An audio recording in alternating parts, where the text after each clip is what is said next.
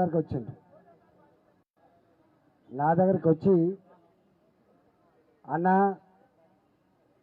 ఆనాడు మీరున్ననాడు అంతో ఇంతో పనులు జరిగేది,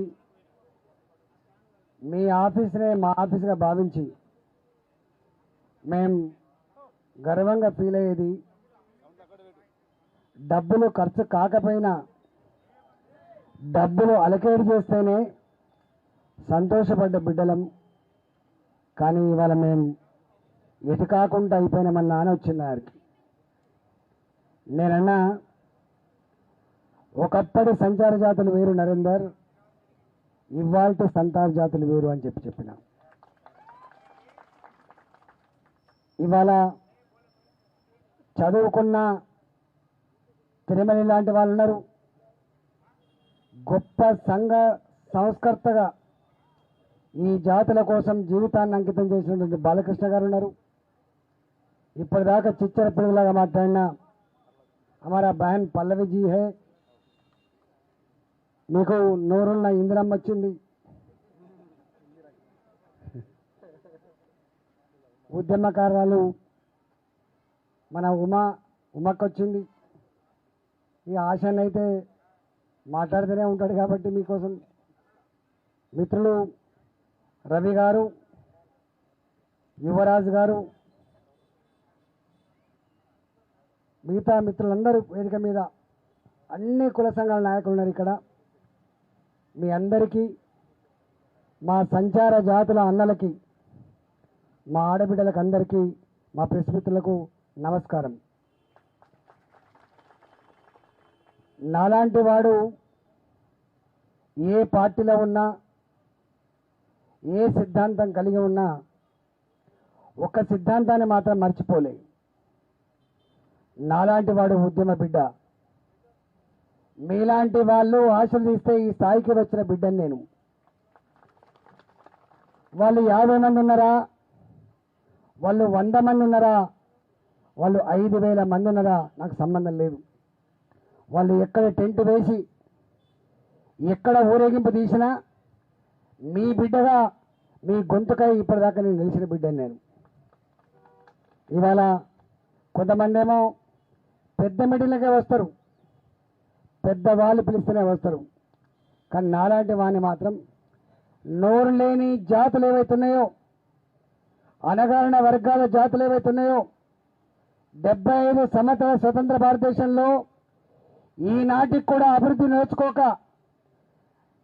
నా ఊరెక్కడో, నా కులం ఎక్కడో, నా జాతి ఎక్కడో తెలియనటువంటి ఈ దౌర్భాగ్య రోజులలో ఖచ్చితంగా ఈ జాతులకు 2 బాధ్యతలు ఉండాలి. ఒక బాధ్యత నీ కుటుంబాన్ని పోషించే బాధ్యత, ఇంకొక బాధ్యత పోరాటం చేసే బాధ్యత ఉండాలి. ఇవాళ ఈ పోరాటం ఆనాటి నుంచి ఈనాటి వరకు పోరాడుతూనే ఉన్నాం. 100 సమస్యలలో ఒకే సమస్య పరిష్కారం కావచ్చు, 2 సమస్య పరిష్కారం కావచ్చు, కానీ అలసిపోకుండా ఇలా కొట్లాడేటువంటి కర్తవ్యాన్ని మళ్ళీ యువనాయకత్వం వేసుకున్నందుకు వారికి సంపూర్ణంగా అభినందన తెలియజేస్తా ఉన్నాం. మీకు ఒక హామీ ఇస్తున్నా. మీకు తెలుసు, మొట్టమొదటిగా ఈ సంచార జాతులు నా ఫైనాన్స్ మిత్రులు ఉన్నప్పుడు నా దగ్గరికి వచ్చేళ్ళు. నా దగ్గరికి వస్తే 10 సంఖ్యలో 20 సంఖ్యలో వీళ్ళందరూ వచ్చారు నా దగ్గరికి. మా ఆఫీసర్ నుండి, ఏం సార్ మీరు, ఇది ఫైనాన్స్ డిపార్ట్మెంటు, నువ్వు ఆర్థిక మంత్రివి, వీళ్ళందరూ ఎందుకు వస్తాను సారు, నీకు మా ఆఫీసర్ల లాంటి వాళ్ళు పెద్దోళ్ళు రావాలి, ఇంకేమైనా పెద్దలు రావాలి, కానీ ఇలాంటి వాళ్ళు ఎందుకు వస్తున్నారు సార్ నన్ను అడిగారు. నేను అనగా నా ఛాంబర్లో సెంటు వాసన రాదు, నా ఛాంబర్కు చెమట వాసన వస్తుందని చెప్పిన. నేను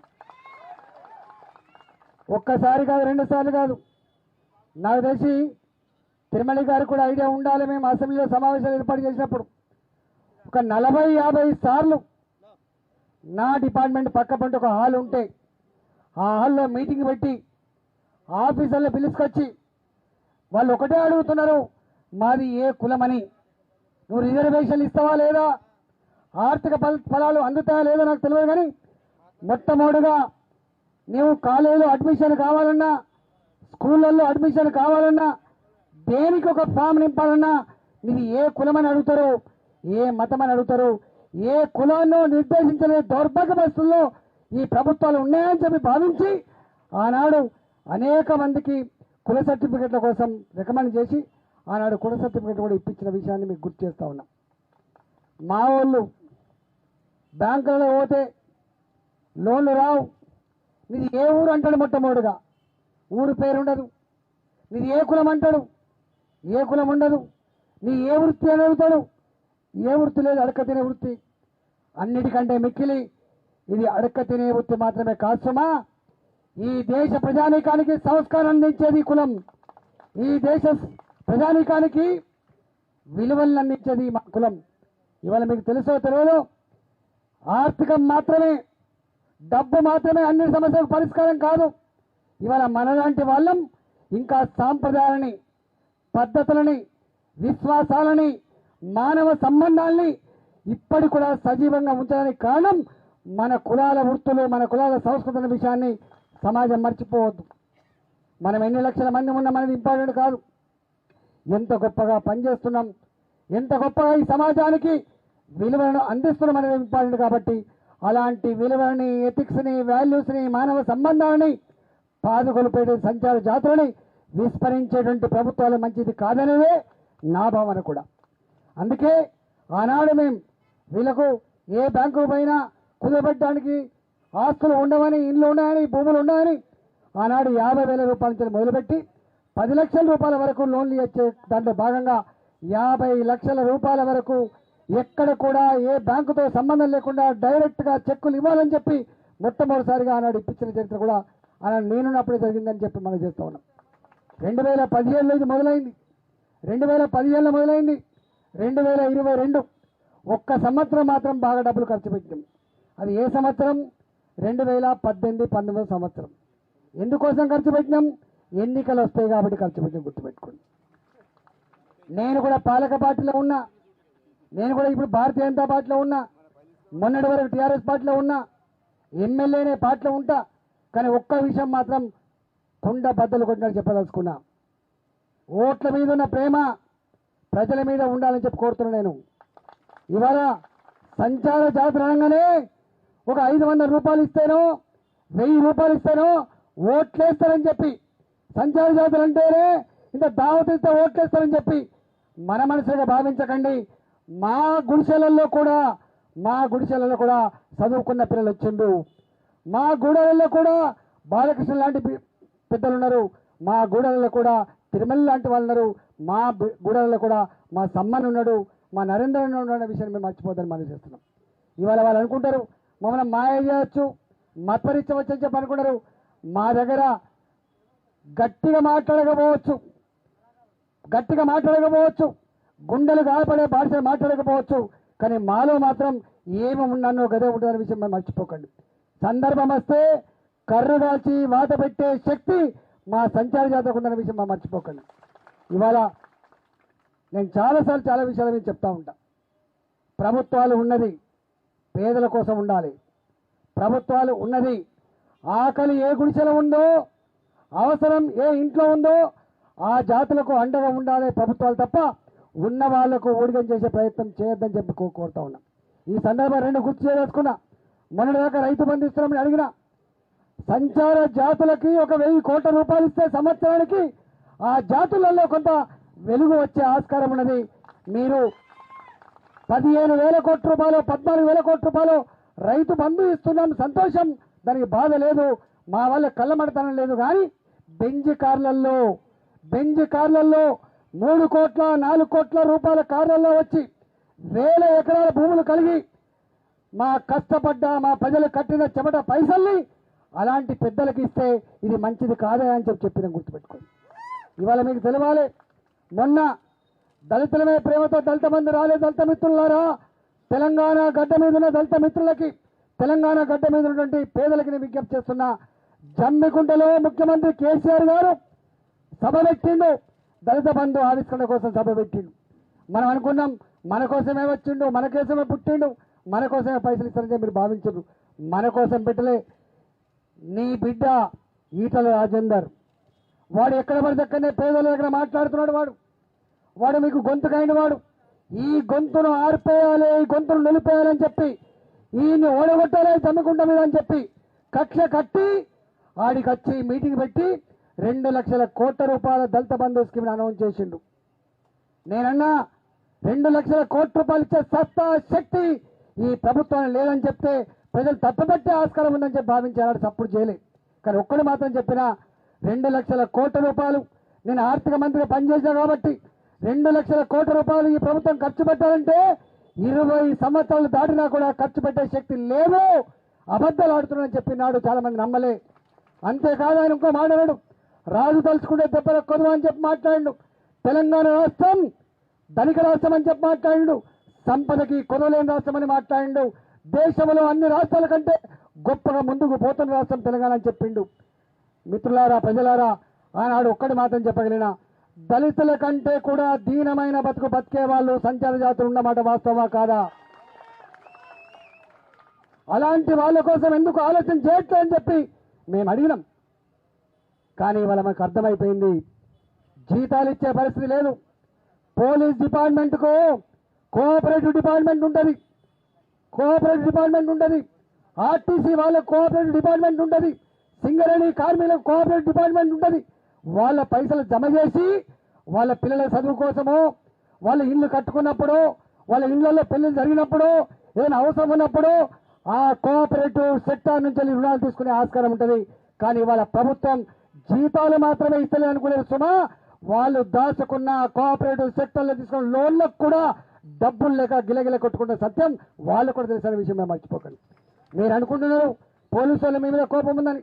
పైనుంచి హుకుం జారీ చేస్తే, పైనుంచి ఆర్డర్ జారీ చేస్తే టైం అయిపోయిందని చెప్పి నీ టెంట్ పీకేసే ప్రయత్నం చేస్తారు కావచ్చు, నిన్ను ఇబ్బంది పెట్టే ప్రయత్నం చేస్తారు కావచ్చు.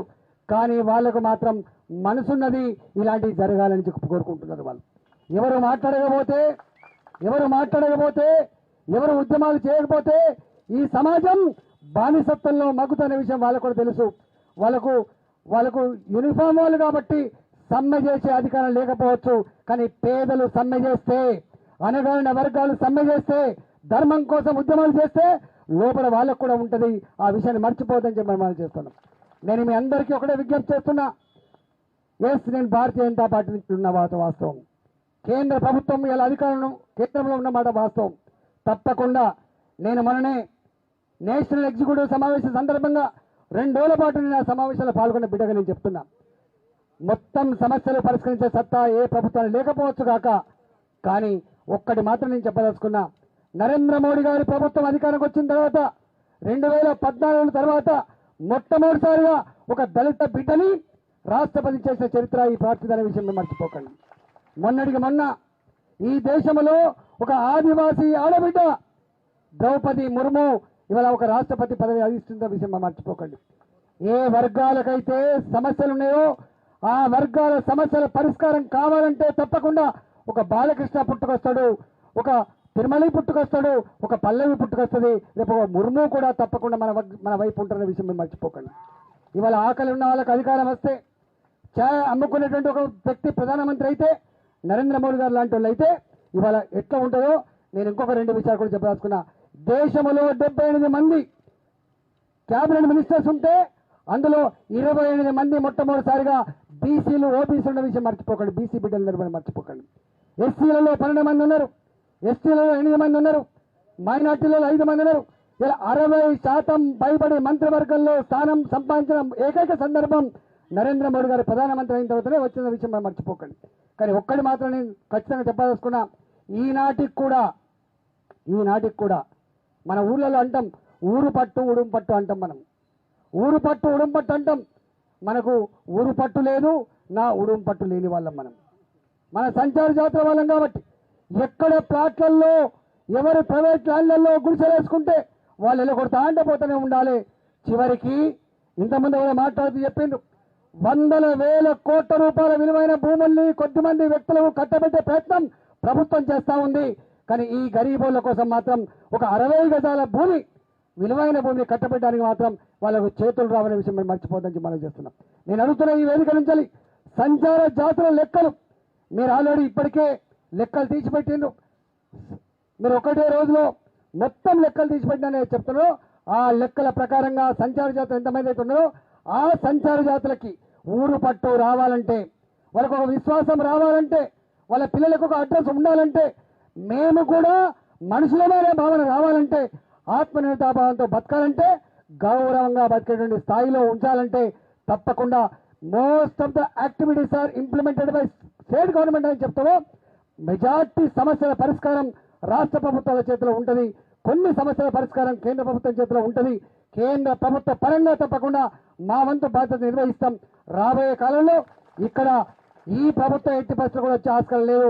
చెప్పే మాటకు చేసే పనికి పొంతలేని విషయం మీకు అర్థమైంది కాబట్టే ఇవాళ ఇందిరా పార్క్ దగ్గర మళ్ళీ టెంటేషన్లు. ఒకనాడు ఆయన ఏమన్నాడు, టెంట్ ఎక్కర్లేదు, ఉద్యమాలెక్కర్లేదు, సమ్మెలెక్కర్లేదు, ధర్నా చౌకలెక్కర్లేదు, అన్ని సమస్యలు నేనే పరిష్కరిస్తామని చెప్పిండు. పరిష్కారం కాలేదు కాబట్టే చివరికి ఆయన కూడా ఇక్కడ ధర్నా చేసే పరిస్థితి దాపరించిందనే విషయం మీరు మర్చిపోవద్దు. మీ అందరికీ ఒకటే విజ్ఞప్తి చేస్తున్నా, ఎన్ని కులాలైనా ఉండొచ్చు కాక, ఎన్ని సంఘాలైనా ఉండొచ్చు కాక, అందరికీ ఉండవలసింది ఒకటే ఆశయం, మన జీవితాలను మార్చుకునే ఆశయం, మన హక్కుల కోసం కొట్లాడే ఆశయం. అది ఇల్లు కావచ్చు, అది పెన్షన్ కావచ్చు, అది కాస్ట్ సర్టిఫికేట్ కావచ్చు, అది రుణం కావచ్చు, అది ఏదైనా కావచ్చు, అది రిజర్వేషన్ కావచ్చు.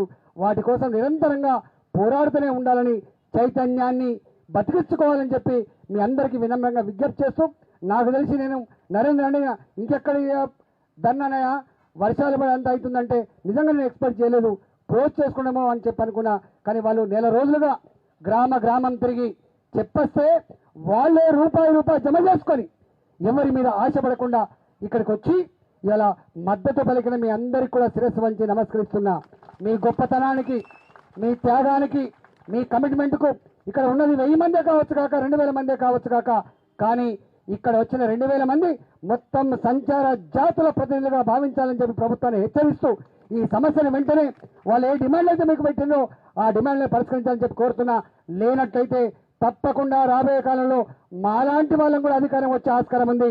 ఈ సమస్యల పరిష్కారంలో మీ బిడ్డగా తప్పకుండా వంతు పాత్ర పోషిస్తానని చెప్పి, సమస్యల పరిష్కారంలో ముందు భాగం నిలుస్తానని చెప్పి మీకు హామీ ఇస్తూ, మరొకసారి మా బాలకృష్ణ గారికి, మా తిరుమల గారికి, మహారాష్ట్ర నుంచి వచ్చినటువంటి మా పల్లవి గారికి, మా రాష్ట్ర ప్రజల పక్షాన, సంచార జాతుల పక్షాన మీకు అభినందన తెలియజేస్తూ తప్పకుండా ఎల్లవేళ మీకు అండగా ఉంటానని చెప్పి మాట ఇస్తూ సెలవు ఇస్తున్నా. జై తెలంగాణ. సంచార జాతుల ఐక్యత, సంచార జాతుల ఐక్యత, సంచార జాతుల ఐక్యత. మీరు చూస్తున్నారు ఐ డ్రీమ్ న్యూస్ ని. Please subscribe I dreams. For more videos, subscribe I dream. Please subscribe for more videos. I dream. I dream. For more videos, Subscribe, I dream. Please subscribe. Subscribe I dream channel. Do subscribe. I dream. I dream ఛానల్ని subscribe చేయండి. Do watch I Dream.